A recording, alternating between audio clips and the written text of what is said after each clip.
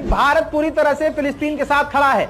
भले ही मोदी जी ने अपने लोगों को थोड़ी देर की खुशी दी थी ये कहते हुए कि हम इजराइल के साथ हैं, लेकिन भारत की विदेश नीति हमेशा से फिलिस्तीन के साथ रही है और फिलिस्तीन के 2 स्टेट सॉल्यूशन की मांग भारत भी हमेशा से करता रहा है।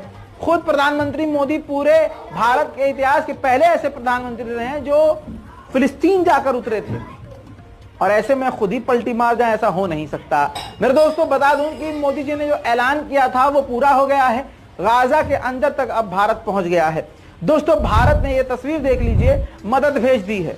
जी हाँ, मदद काफी बड़ी भेजी है और भारत ने कहा है कि फिलिस्तीनियों को और भी लगातार हम मदद भेजते रहेंगे।